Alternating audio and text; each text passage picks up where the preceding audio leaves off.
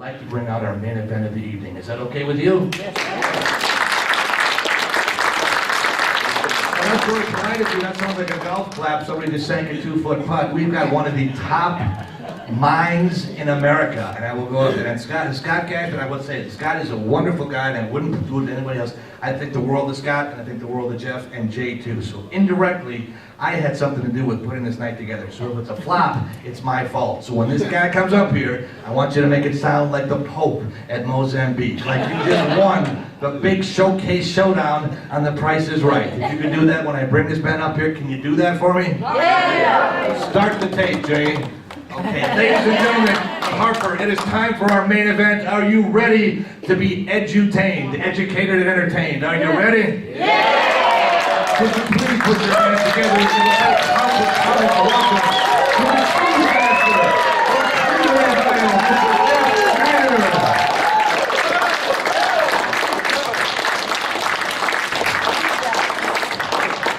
All right, how's everybody doing tonight? Great, man. I'm up against, I guess I'm up against Breaking Bad tonight, right? The cult of personality always wins out. Unbelievable. Sold out for an actor in a fiction show. When they could see an actor in the ultimate reality show. You know what that is, don't you?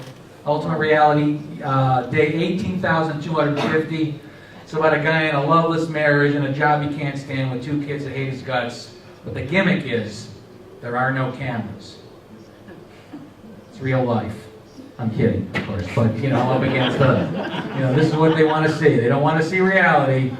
They want to see, fakery. You guys couldn't get in? Is that the idea? No? You didn't try to go in there to see him?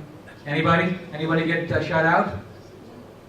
No? You're here to see me? Yeah! God damn. Anyway, this is in case you're in the wrong classroom. This is Avoiding the Homogenized Life 101. Or I like to call it my lifelong journey between the ridiculous and the sublime, or when Yo Mama meets Yo-Yo Ma. All right? So my hope is that this will be the funniest show you'll ever see, the funniest lecture, certainly in my price range. And it might be the dirtiest too, folks. Not compared to the dirtiest comedians in the world, but they're like x-ray machines where every aspect of their life is in full view. But as a speaker, you got to know your audience, so there will be a few 4-letter words, maybe a 10-letter word too, and I might mention some body parts along the way for your benefit right here. I was hoping to get some freshmen here tonight, but obviously this is not a fresh crowd, is it? Oh no, I don't mean that. I'm in the same demo. I was hoping we'd get. Are you a college student at Harper? Yes. Fantastic, man. I hope you get something out of this. Seriously, because it took me 60 years to get to this point. And, compared to what comes out of the dusty halls of academia, I wouldn't be surprised if I'm handcuffed by the end of the night and taken away by the campus police. So we can only hope, all right? So my approach tonight is going to be a simple one. Life in its many guises straddles the ridiculous and the sublime in the same breath. Each sphere holds for me equal weight in my pursuit of experience, all right? The good part is I stand before you a self-realized man. The bad part is it took me 60 years to realize it. And I didn't come by it easily, as you will soon hear, because I miraculously did. It's incumbent on me to pass on what I have learned. So that's why I'm here tonight. My name is Jeff Schneider. I'm from Pittsburgh, Pennsylvania. I'm here in an attempt to quell any anxiety you might have about your futures. Whether you graduate from this fine institution, insert name, or not, as the story of how I arrived here as a 60-year-old non-credentialed layman, but an eminently credentialed citizen of the cosmos, should be of great interest for you especially. I'm doing 40 years of the heavy lifting for you, okay? So you know how it's going to turn out. So it is my goal to save you 40 years of quiet desperation, as Henry David Thoreau so eloquently observed in his great book, Walden. Anybody read Walden? Yes. Gilding? Yes. Oh, no, it's fantastic. So let me say at the beginning, my journey to this point has been a fitful, circuitous, and serpentine. Blind alleys and dead ends dominated my years. It wasn't until I was on the brink of my seniority, otherwise known as stage 1 decrepitude, that I was confronted with a sudden illumination that the life I had been living, though successful on the surface, was underneath a great sham. No, I wasn't a closeted homosexual. Worse, much worse. I was a closeted Cleveland Browns fan living in Pittsburgh, Pennsylvania. A day would not go by without me having to justify my place of birth to the many psychopathic Steeler fans, as if I had any other choice in the matter, as my mother's tender plumbing at the moment of my expulsion from paradise was squarely in the corporate limits of Cleveland, Ohio. Now I call it paradise because for any guy, you can ask any guy in this room, it is the happiest time in a man's life, conception till birth. After expulsion from paradise, all bets are off. Now instead of peace and quiet, and eating and sleeping around the clock, there are scores of people telling you what to do, where to go, how to behave, in some cases who to kill. Pushed and prodded in directions that to most would seem insane, man eventually settles in, hunkers down for that long, slow fade to oblivion. How are you? Now I begin my story at the point, well, I was hoping there would be some young people here, but I begin my story at the point in life that most of you are probably familiar with or currently going through. In 1971, I was a freshman, very fresh, nervous about my future, immature, a tendency to melancholia, but nonetheless pretty introspective for an 18-year-old kid.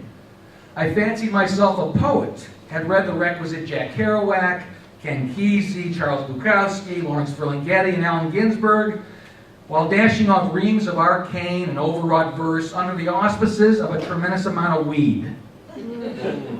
Kerouac for me was the man. The notion that he allegedly wrote the Dharma Bums 2 weeks high on bennies furthered his allure, and I cast myself as a hitchhiking bard, scratching out a living as a door-to-door poem salesman. I would heal the country's knaves with my poetic insights, while simultaneously soothing my own fevered brow. Well, weed in those days was $10 an ounce. A cheap plexiglass bong was $5. What are pot prices nowadays? You can't tell me? You refuse to tell me.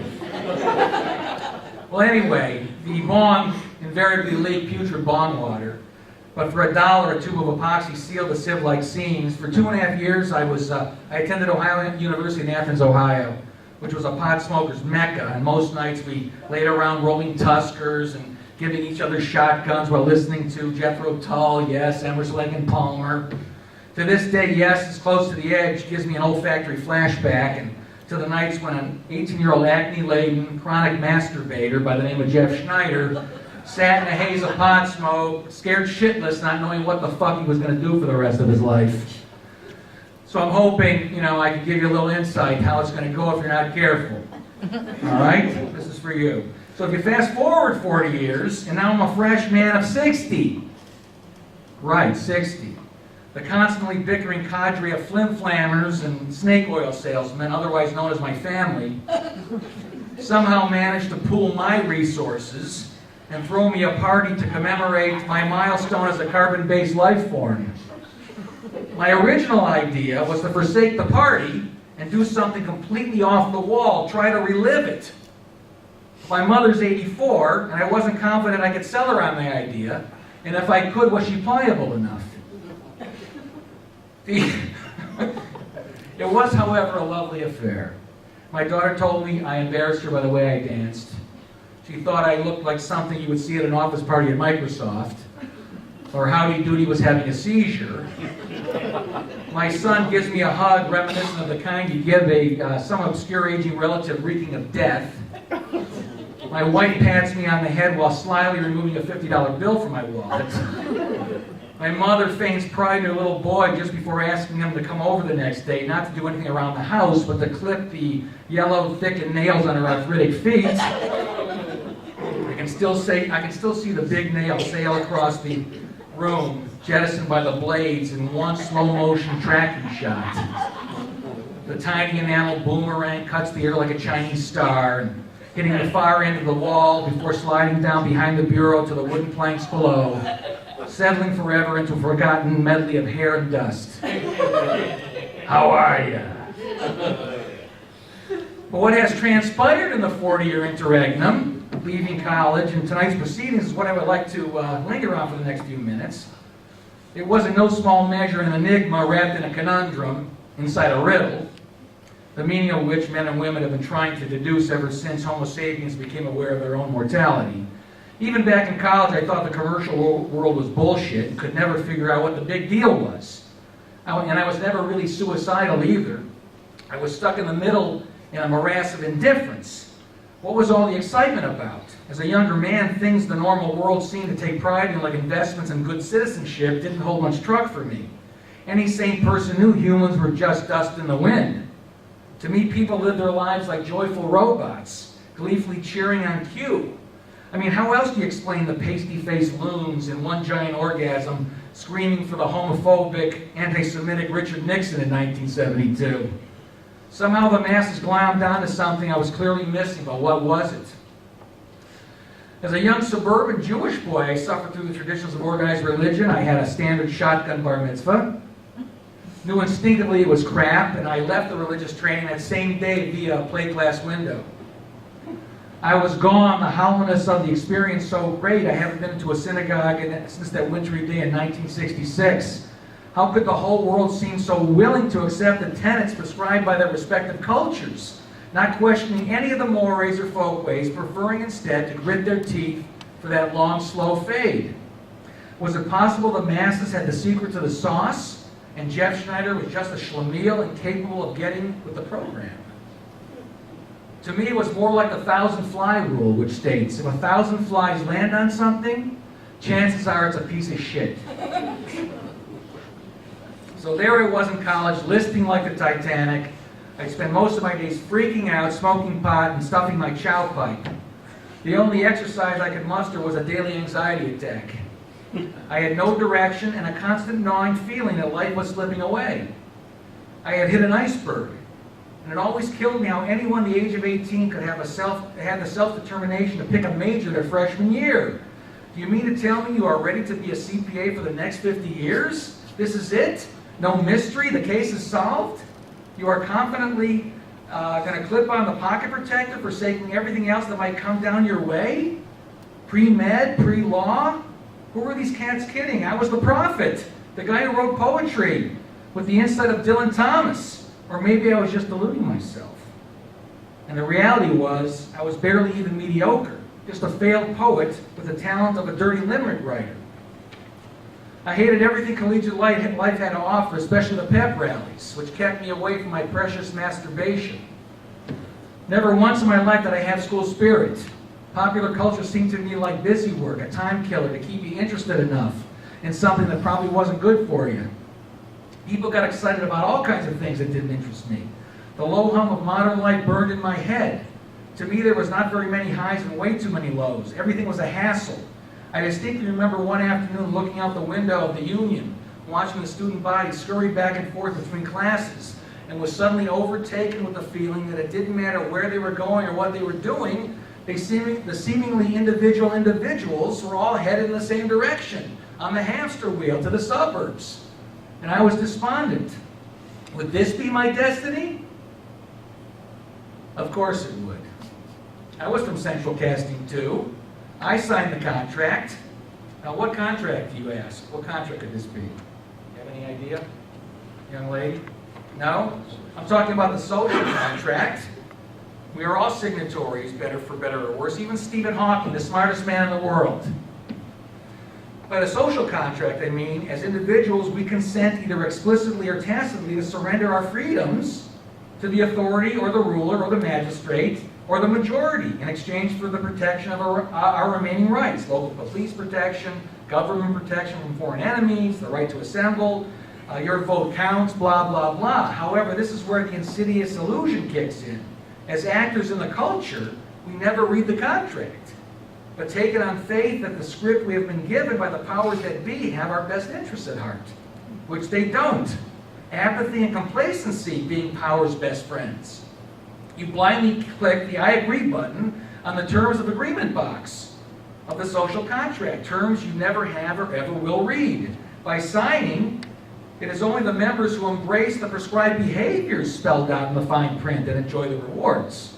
Anyone contrary to these prescribed behaviors is marginalized by the power. This is the social contract as gangster.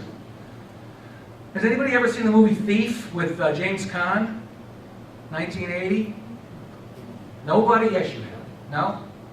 Well, anyway, Michael Mann directed the film, and he's a character. He's a robber. He robs. He's a thief of high-end merchandise, and he's been working for a guy named Leo, played by Robert Prosky. I suggest you check the film out. But Frank is meeting Leo to get 900 grand. He thinks it's his cut. So Leo hands him a bag. He looks in the bag and knows it is light, and he demands the rest of the loot. Leo is undeterred and reminds Frank, and I quote, "Don't you get it, you prick? You got a home, car, businesses, family, and I own the paper on your whole fucking life." The social contract as gangster. So the social contract insists on a certain code of conduct, good deportment, along with a never-ending phalanx of traditions, holidays, mores, and folkways, keep the machine running smoothly and at full capacity. The social contract essentially controls the vertical and horizontal of daily life. But what do you do if you don't feel that way, the prescribed way, and are literally just going through the motions? What if all your feelings about how your own life should be lived is counter to the prevailing winds? What do? Then you're not part of the fabric. What happens then? Life becomes rote, stasis sets in, you become neither here nor there, just another victim whose Jones has been crushed. Not to mention the many, many, many years of weeding and feeding. Once Harold's lawn was perfect, he began getting invited to the best parties in the subdivision. If I were Harold, I'd learn how to discharge a shotgun with my big toe. I don't know about you, but doing the lawn work to me was one of the most harrowing experiences. Making sure everything was perfect just drove me nuts. It was sterile, it was uninteresting, and even lawn care wasn't consideration until the invention of the rotary mower in 1885. Everything else was all wild and primitive. That was the norm, and it didn't become an addiction until after World War II, when big business figured out a way to couple lawn care with self-esteem. None of it is bad in and of itself. All of us assimilate in one form or another. I admit to enjoying a turkey-induced post-Thanksgiving Day snooze, because as holidays go, it's non-denominational and doesn't require belonging to any special club. And best of all, no presents. Just a nice meal with family and friends. And if no gunfire is exchanged, so much the better. But in the big scheme of things, it is very bad, in my opinion, because holidays and traditions attempt to standardize feelings and behavior that are only acceptable according to the social contract. And honestly, I have never ever been in the mood for any holiday or any tradition, no matter what time of the year it is. To me, it is all invasive, all an unnecessary burden. Well, Jazzbo, you signed the contract. Don't be a pussy. Settle in, hunker down. It'll be over soon. One day you're standing on the corner, and 50 years later you're standing on the corner. Standing on the corner and wondering what the fuck just happened. Blink once and you're 60.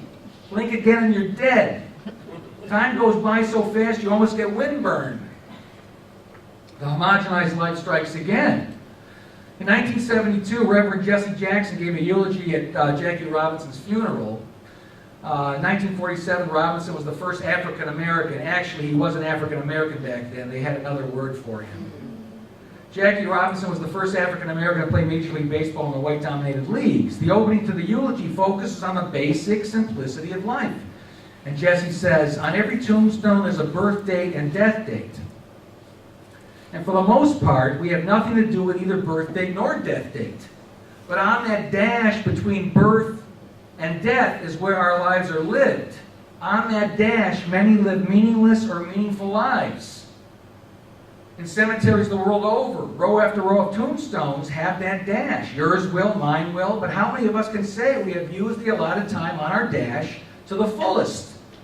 How many of us can honestly say that our lives have had meaning and significance outside of what is sanctioned by the socio-commercial model? I certainly can't. I'm trying to make amends for my years of paralysis by standing in front of you tonight. I hope to be your helpful witness. I'm here to grab you by the scruff of the neck and emphatically say that contrary to what you might think, here's the funny part, or what your parents believe is right for you, your bubbies out there, You are in control of your destiny. I'm telling you this. Don't let your parents control what you're going to be doing. You control the vertical and the horizontal. You do not have to become a prisoner on the death march to suburbia. I live in suburbia. I know the death march.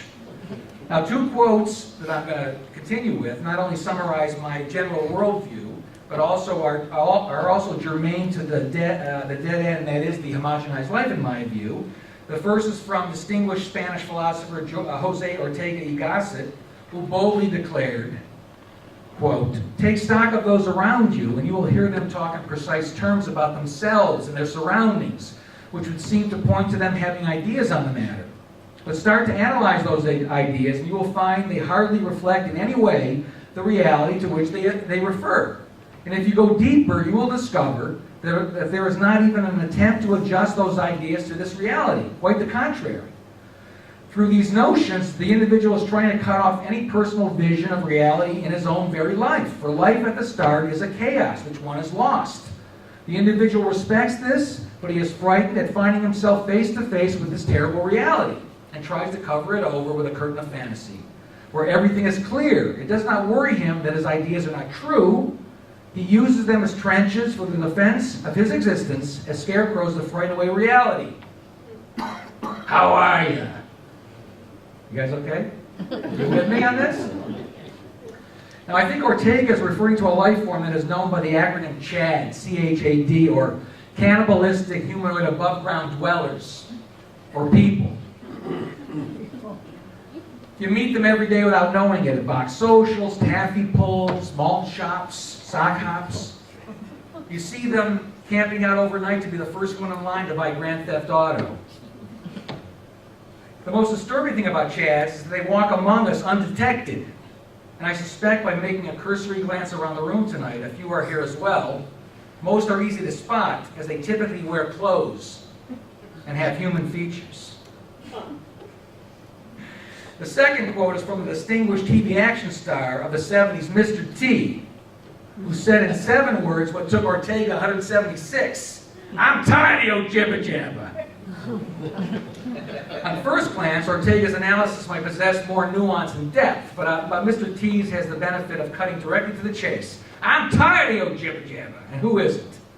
Facebook mom with the Rorschach blots of your baby's diapers. You know those people on Facebook. Man. Undaunted, Stephen King's most horrific creation. They never give up. I don't know if anybody out there is a inveterate poster. Are you? Suffer from logorrhea, you know? Can't stop. It's unbelievable. Anyway, yeah, Mr. T really nailed it. I'm tired of your jibber jabber. Now, bored by his own inner monologue, modern man has to be entertained 25/8. He is never very far away from the white noise of sensation. Video games and video content are always within an arm's length. Lollygagging and daydreaming, once the province of creativity and innovation, has been reduced to the salience of thumb twiddling. Technology has co-opted our humanity and replaced it with a cheap simulacrum. I see people all the time standing outside, sometimes in groups, not relating in any meaningful way to one another, slavishly tethered to their smartphones, thumbs hunting and pecking furiously as if they just discovered a cure for cancer instead of a new form of masturbation. No gazing up into the cosmos where the real show is. Life has been reduced to a 4-inch screen. Reductionism at its finest. Now, since 1950, the homogenization of America has spread faster than syphilis during the Renaissance. That's fast. You travel to any town in the USA and you'll be greeted by bad architecture, boring, hoard-out commercialism, rickety infrastructure, poor traffic flow, and no one seems to care, except the municipalities that cash in on the tax base from these design projects. Monies that keep their particular turd afloat for the next few decades. And the mind reels when thinking about how much bullshit the average suburban grunt is willing to negotiate on a daily basis. There is virtually no ease of movement or convenience in most large metropolitan cities. Environmental considerations are given short shrift, and in some cases, no shrift at all. New developments are designed strictly for commerce. Humans are only considered in the equation as an afterthought. It is depressing beyond words that the only sane response is to become inured to it. Pretend it doesn't exist. Keep your eyes on the road where they should be. It's not your job to wonder. Leave that to the eggheads who wonder for a living. Newly constructed lifestyle villages with names with the word legacy on it abound. Can experience be manufactured? Of course it can. Go to Vegas, the Venetian, the Paris, New York, New York, and you tell me what the purveyors of dreams are trying to accomplish. But to the cannibalistic humanoid above ground dweller, it is real, but it's still shit. And once you opt in, once you agree, you're not very far away from being a contestant on The Price is Right.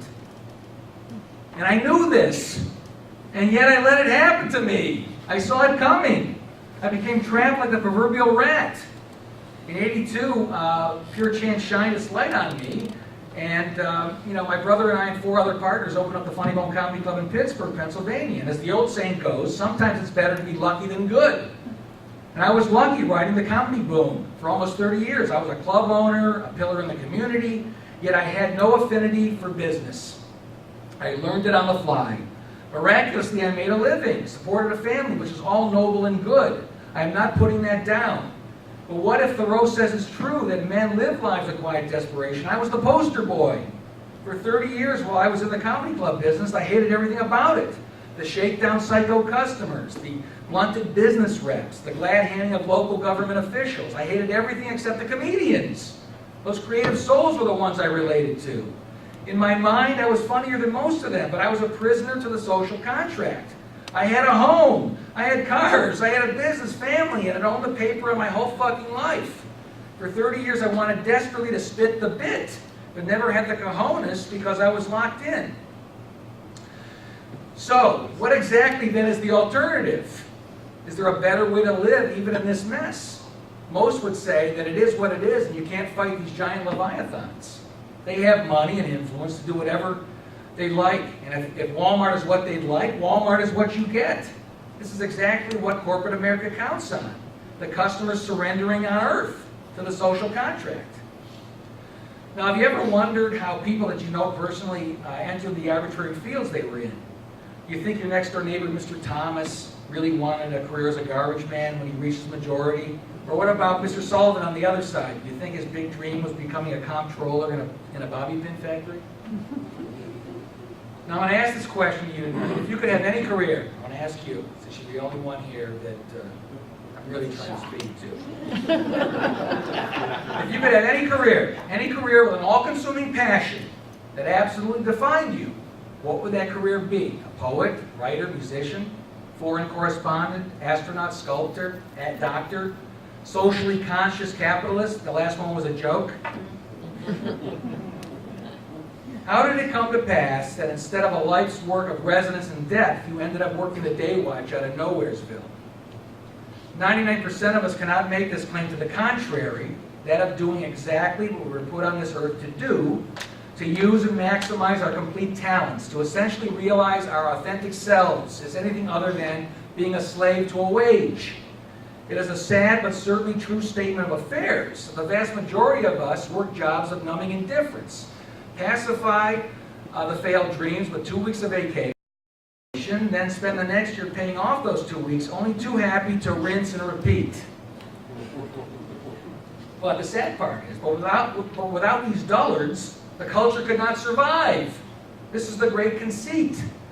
The arbiters of the public trust, the religious leaders, the captains of industry, and the politicians create the culture only in terms that benefit and promote each particular monolith. The religious leaders protect their investment by venerating itself as indispensable to the happiness of the culture. The corporation positions itself as indispensable to the welfare of the system. And the politicians fuse all three into a seamless daisy chain. And if you've ever been in a daisy chain, you know what happens. Anything out of the purview of the three-headed monster is looked at with a disapproving eye. If you're counterculture, it's hard to get through the den. Careers that serve the pleasure of the monoliths enjoy the rewards designated by the culture. Play the game, receive the free gifts. So what's to blame?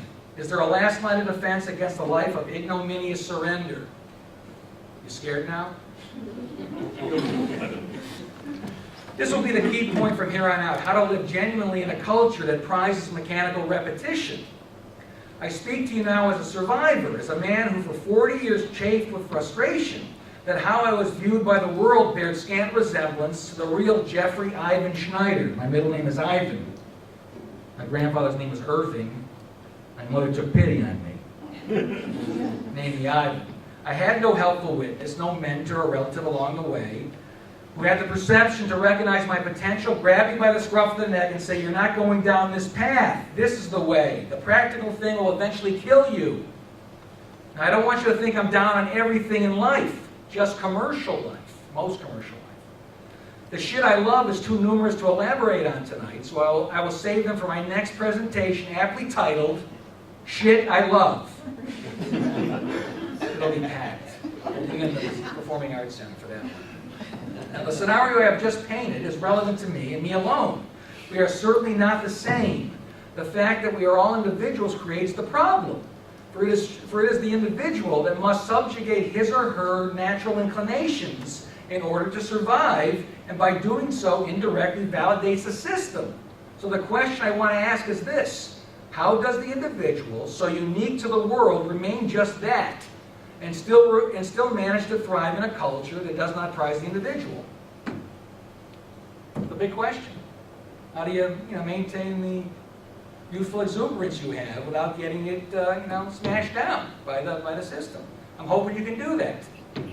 Seriously, I mean it sincerely. I hope you can manage it. First and foremost, make sure that whatever you choose as a life calling is as close to your reason to be, your raison d'etre, your reason to be, as you can possibly get, and just not some money grab. The world is littered with suicidal light bulb salesmen. Do not be afraid to tell your parents you do not want to be in the mortuary business, because your real passion is midget tossing, if that's your passion. Do not waste time with empty practicalities, because 30 years from now, there's a good chance you'll go out for a pack of cigarettes and never come back. The world needs ardent, committed people willing to go to the mattresses for their authentic selves. I mean, how many middle management douchebags does an allegedly free society need? Now, I also like to point out that we're standing in an institution. This is an institution. This is a college we're in. The university is an endless repository of man's highest achievements. The fact that American education has suffered with its own case of reductionism should not go unmentioned. Specialization is the coin of the realm today, as liberal education is looked at in many circles as an abomination, or I should say, Obama-nation. Bumper stickers. I saw so many bumper stickers, Obama-nation. But what never occurs to the corporate Chad who control and thwart human potential is that the root word of university is universe. That all-inclusive all. The all that always has and always will have the last word. What mankind has accomplished in all its glory and disgrace is available for study in the university. This is where it all starts. You pay your money to be here. To not maximize your time by learning everything you can, to not expand your mind, to willingly narrow down experience only fortifies the corporate model even more. So my feelings today basically had their genesis in 1972. Here's a poem I wrote called Books. And it goes like this. It's very short. Crypts of knowledge you have often passed, eating ice cream cones. And therein lies the problem. Knowledge is in plain sight to be discovered and savored if only we lived in a society that venerated it. That was 1972, over 40 years ago. Now look how much time is wasted on mindless diversions, as anyone who has ever played the director's cut of Minecraft can boast with impunity. You play Minecraft? You know anybody who played Minecraft? Anybody? You can't even get them on the phone. They're lost, gone. A month. They'll play for a month. But mushrooms get out more. Veal gets out more than these guys. Baby veal. They're in pens. Well, I haven't mentioned the NFL. NFL fans here? No. Thank you. Thank you. The biggest dope dealer in this country is the NFL. That and golf. The NFL, the National Football League, with its shield and militaristic theme music. Football is a symbol of war. They have the product and distribution. And it wasn't bad enough. Once they got men hooked on fantasy football, the takeover was complete. Fantasy football were sufferers of AIS, Advanced Infantile Syndrome. Talk in precise terms about themselves and their surroundings, which would seem to point them having ideas on the matter. I think Ortega hit it right on the head. Now, second and more importantly, I'd like to give a shout out to the Cosmos. I'm a big fan of the Cosmos. I give it props for its refusal to show its hand. I love the notion that it's all a mystery, and by some incredibly infinitesimal odds, Earth was just the right distance away from the sun, producing the right chemistry for life. Existence is the primary miracle. Forget about the hows and the whys. The hows and the whys always get you into trouble. Be grateful. You over there in the KISS t-shirt and matching mullet. I'm talking to you. You were picked to exist, to be on the team, to get in the game. No one absolutely knows why this has occurred. But the fact remains you are here. You are here. And I am here. We speak a language. Think about that. That's crazy. What are you going to do on your dash between your birth date and your death dates? Spend the complimentary 80 years of life sitting on the curb, waiting for the Grim Reaper to bring you your last case of Bud Light? Or become the best authentic Joe Blow you could become? To do otherwise is not only a crime against humanity, but also a crime against your own as well. Now, basically, I have about 20 years to go in round numbers. In round numbers. That's the facts. Do I want to live them working the day watch out of Nowheresville, or as my true self, foreshadowed earlier by the pimply-faced Jeff Schneider in 1971, as a hitchhiking bard scratching out a living as a door-to-door poem salesman? Honey, it's that poem feller again. I'm not here to dissuade you from any career you might have. Whatever your major is, if you are a natural with numbers, be an accountant. If music and monkeys float your boat, life as an organ grinder might be a nice fit. If your passion is pedophilia, well.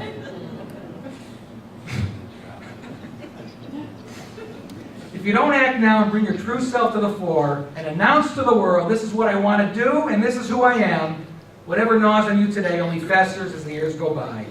If I had to do it all over again, I would have become a professor. Tweed jacket, leather patches at the elbows, messenger bag full of pot and counterculture novels. Instead, I took the practical way out. Practicality is a salve but never the cure, folks. Follow your bliss. Do something that will affect the world in a positive way. Create something beautiful and drop it into the life force. Maybe it will have meaning, maybe it won't. Nothing is absolute, but it sure beats spending your days rooting for strangers when nearly a soul roots for you. We stand on the shoulder of ants sometimes, I think. Anyway, that's basically my pitch to you, my little story. I hope you enjoyed it.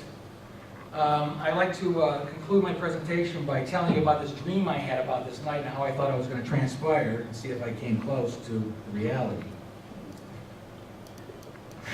And I woke from it thoroughly elated, but realized immediately exactly what it was, my projection of how I hoped the night would turn out. So I'm still a 60-year-old guy, I'm not a dead guy, and I have dreams like most, straight males do in this country, and they usually revolve around Scarlett Johansson, and a year's supply of taco mix, and I run out of it in 3 months. So in this dream, I'm appearing at Any College USA speaking to an undergraduate audience, I failed there, on the rise of narcissism in the digital world. My lecture, Avoiding the Homogenized Life, has been a sensation ever since I first presented it at the Vatican, after which the Pope winks at me. The auditorium is packed, America's best and brightest minds hang on my every word. Each joke, insight, and nuance is greeted with the huzzas of a throng that knows it is not only in the presence of an oracle, but also in the presence of a man whose original genius is literally shifting the paradigm as he speaks. That's impressive. I finished my talk with a fury worthy of the most contemptuous rock band that ever vomited on an audience, by screaming with heavy metal bravado, "I'm Jeff Schneider, you know who the fuck you are," punctuating this particular declamatory foolishness by spiking the mic, flipping off the crowd, and then pimping off stage. In some circles, this type of behavior in closing might be looked at as cliched relic and completely full of shit, but the brazenness of it in the halls of academia make all the difference in the world, and I am soon in a gilded palanquin. You know what a palanquin is? It's a covered seat carried on poles held parallel to the ground on shoulders by lackeys, used to transport very important people. And I'm hoisted up by the men's cheerleading squad. So transfixed are they by my words. Not only do they remove their leather sweaters and put down their megaphones, but they don loincloths and carry me off stage to the sacred merchandise table, where I proceed to sell $10,000 worth of books, DVDs, and bumper stickers. I'm now a rock star. And as with any rock star after a show, you get to sign a few body parts. The university's hottest girls, and I say hot in relation to the amount of tuition paid, otherwise known as the inverse hot law, which states that collegiate female beauty is inversely proportionate to the amount of tuition paid. Or to put it a little more succinctly, the cheaper the credits, the hotter the babes. Because if you go to CMU, they look like something that's on a deli case, more or less. But they pay $50,000 a year to go to school. The hottest babes are lining up unabashedly, displaying their own merchandise for my holy imprimatur. At $20 a Hancock, I easily clear another $1,000.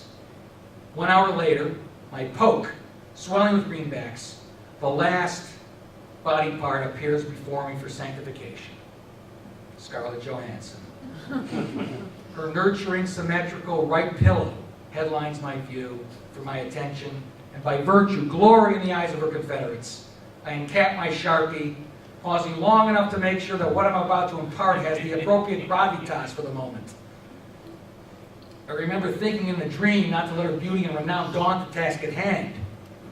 Stay steady, I kept thinking to myself. Then just above the dark pink areola, I begin to inscribe in a backward script I had learned to do many years before at sleepaway camp, reversed, so she would be able to read it correctly standing in front of a mirror. Any mirror when the mood struck, and she wanted to relive the moment when the discovery, courtesy of the mind of an intellectual titan, that the world is truly a continuously ebbing and flowing combination of the ridiculous, Scarlet Baby, maybe next time, and the sublime. P.S. We content ourselves with the destinies of lesser men. Best wishes, Jeff Schneider. I'm Jeff Schneider. You know who the fuck you are. I'm out of here. Thank you.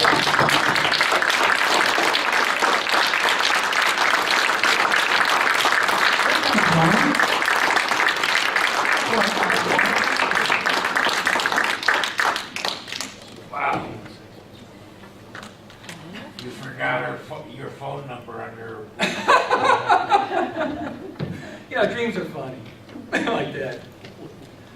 Well, you know, I hope you can pass it on. I'm really trying to get to the youngsters in the world, because I remember being, got 18 and just so nervous.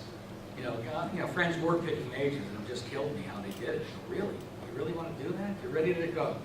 And I just got so paralyzed. I dropped out of school after 2.5 years. You know, I just had no mentorship. It's nice to have somebody who knows you and says, you know, I think this would be great for you, give you some kind of opportunities or other ways. Unless you love, whatever you choose and you love it, that's fantastic too. Those are blessed people who can do that. It's tough in America. You know, the way the culture kind of operates. They need a lot of engineers and a lot of mathematicians, but if you're artistic and poetic and have feelings about humanity, it's tough to make a living. You know, if you're an artist and so forth. So, well, nobody left. That was the great thing. Nobody got the hell out of here. I'm amazed. This ain't funny. This is depressing. I want to see that R.J. Mitty talk. He's 23. He's got a lot of wisdom, that guy. He's on a hit show. I wish I was on a hit show. I'm making a sex tape, too. That's the only way to go in America. You gotta make a sex tape. That's how you become famous. Then you're sifting through offers the next day. You know, like Paris Hilton and Kim Kardashian. You know, it's crazy. No talent. People go to Juilliard for 20 years to learn how to play an instrument. You know, a flute. To play in a symphony, have a dream about being in the Philharmonic. You play the skin flute on the internet, and you're sifting through offers, the next day. You got agents and managers, and it's a pathetic state. It's terrible. It's terrible. I mean, not to digress, but I will. William James, one of America's great philosophers, and he created the American psychology kind of department at Harper in philosophy. You know where Chautauqua is? Does anybody know where Chautauqua is? It's upstate New York. It was a utopian community when it first was created. And they have a 1,500-seat amphitheater. It's outdoor, and they bring in big name acts and big entertainment. They used to have philosophers speak. 1,500 people would come to hear William James talk about pragmatism. How far we've slid. I mean, really, I love you folks that are here. This is fantastic, but it's very, very, very, very commercialized world out there, you know. And I'm not going to be a guy, like my son says, don't be that guy telling the kids to get off the goddamn lawn. Don't be that guy. I said, Lewis, you're 21. I'm just trying to help you out a little bit. I got 40 years of what's going to happen to you. And everybody goes through it. Everybody's in the suburbs, and I am too, but if that's all there is, I think it's a little shallow. It's nice to have an artistic side, even if you don't make any money from it. If you're in the community theater, or if you're doing something that really shows the world another side of you, I think it's a fantastic thing. Write music, poetry, you don't have to make money from it.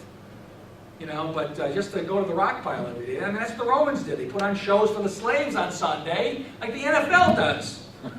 That's what the NFL does. There's no difference. And then Monday morning, you're back on the loading dock. I ran into these two kids at Best Buy. Now, the Penguins were in the Stanley Cup final against the Detroit Red Wings maybe 2 or 3 years ago. It was the 7th game. And I looked at both of them. They were working together. I said, no matter what happens, man, no matter who wins or who loses, remember one thing. Monday morning, you're back on the rock pile. I'm a mean guy. But I'm an asshole. But I just wanted to tell them, you know, because one guy's going to be devastated, the other guy's going to think he's got it going on. You're not playing the game. You know, in Pittsburgh, they got these schmohawks that wear shorts 24 hours a day all year round, cargo shorts. It's unbelievable. So I can see their Steeler tattoo on their calf all year round. And they got the Super Bowl dates tattooed to their calves, man. Man, I'm telling you, if you're going to wear cargo shorts, I think a man should have some cargo, don't you think? That's my opinion. And he's 10 below 0, they're wearing the shorts. That's the new immature man. He's the new prototype now. It just happened in the last 10 or 15 years. It's crazy. But it's okay to like your team. That's my point. It's okay to like it, enjoy the team, but not to the exclusion of life itself. And that's what I find as I get older and older and older. I was a nut. I saw Jim Brown play when I was 10 years old. You know, your dad takes you to the game, that's your team. You're bonding with your father. But little by little, as I got older, you see it now. There's so much. The NFL Network, CBS has got their 24-hour thing, Fox has their 24-hour thing, and there's no discourse at all. You know, everybody's wearing, you know, athletic jerseys with the names on the back, but nobody's wearing a Gandhi jersey. They don't sell any Gandhi jerseys. You know, it's, I don't know, pretty bizarre to me. You ladies okay? You want to kill yourself after the show? You lived through it. Was I entertaining? I mean, you can tell me the truth. There it is. That's all right. That's okay. I'm a 60-year-old freshman. I do want to say this has been a blast for me. I want to thank Scott Cashman, who's one of the Justice League of America superheroes. They don't talk about it as Batman, Superman, but not Cashman.